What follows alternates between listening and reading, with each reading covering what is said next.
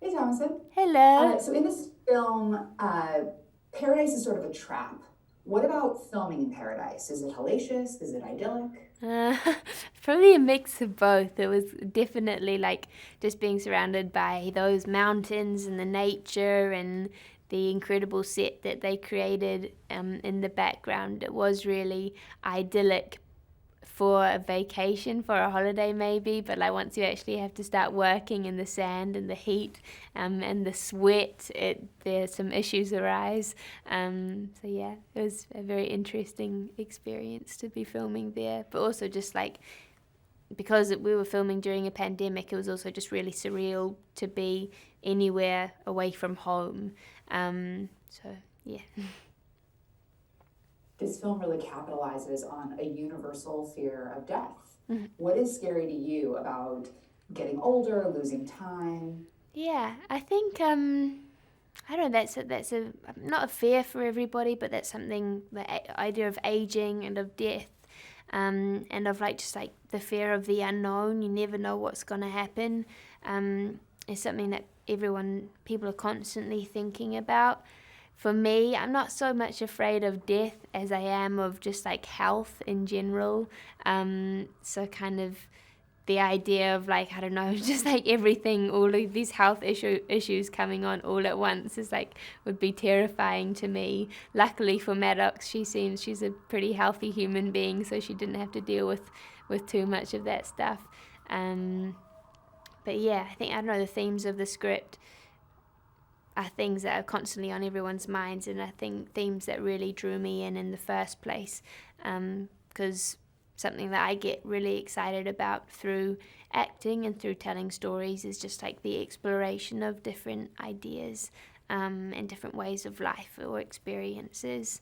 So yeah, this was a great opportunity for me to reflect on my own relationship with time. It's also this wonderfully diverse cast. I mean, Mm-hmm. like the entire globe basically is represented. Yes, And yeah. I know that that was really important to M. Night. Mm-hmm. Why do you think it's important for this story to be told through all of those different people's perspectives? Yeah, well, it's just real life, isn't it? Like that's a really great point, and that's another thing that really drew me to doing the film is of how amazingly diverse it was and how representative it is of the real world. We're not all one color. We're not all from one place. The people come from all areas of the world, and it's just like cool to see people like just coming together. So yeah, it's just important to have everyone represented fairly. Family, parenthood, also really big themes in this movie. Mm. How did that resonate for you throughout the story?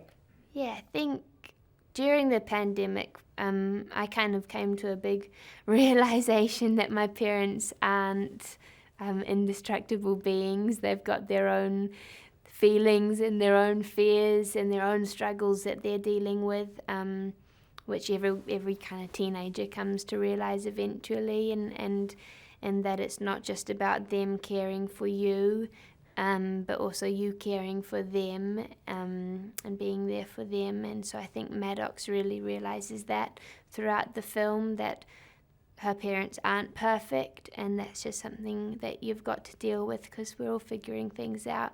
So yeah, just to focus on like the love more so than all the other stuff. Uh, Very quickly, last question. There was a podcast recently where they talked about how the older people get, the less interest they have in time travel. They don't want to be in the Oh. past, they don't want to be in the present, or in the future, they just want to be right here in the present. Mm-hmm. And that's a huge theme in this movie. Mm-hmm. Did making it in any way change how you spend your time? I think so.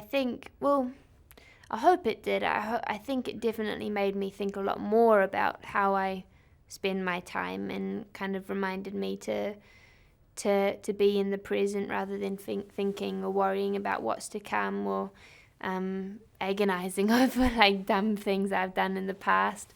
Because I was listening to a meditation the other day, and the guy running the meditation, I think it was like the Sam Harris app, Waking Up, and he said something about this moment we're in right now being the only real moment and not to kind of get distracted by the past or the future.